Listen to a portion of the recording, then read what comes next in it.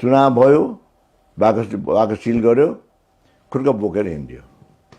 No agent, कुनै पार्टीको एउटा मान्छे पनि लगेन, लिएर गयो। यी काठमाडौँको कुरा गरेँ, मैले टाढाको पनि होइन।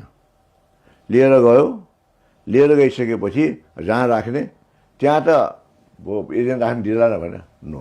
तपाईँले आर्मीमाथि पनि शङ्का गर्दै हुनुहुन्छ। मैले तपाईँ आफै भन्नुहोस् को हो त्यसलाई, त्यहाँ को संलग्न छन्। म कसैलाई व्यक्तिगत रूपमा मैले अघि नै भने, म कसैलाई पिन पोइन्ट गरेर कसैमाथि डोर लगाउन्न।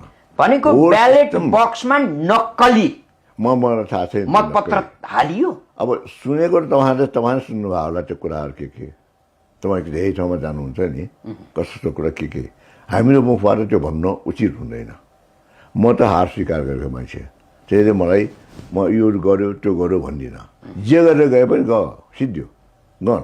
यति हो तपाईँको दाबी, चुनावी सरकार निष्पक्ष भयो, त्यति चाहिँ म भन्न सक्छु। किन नत्र मैले 12 सालदेखि चुनाव हेर्न थाले, 12 सालदेखि। तपाईँहरू त जन्मनु पनि भएको थिएन। त्यो बेलादेखि ब्यालेट बक्स भनेको पार्टिसिपेन्ट क्यान्डिडेटहरूको एजेन्टको अगाडि लिएर जाने, एजेन्टले कुरेर बस्ने र एजेन्टको अगाडि खोल्ने हुन्थ्यो।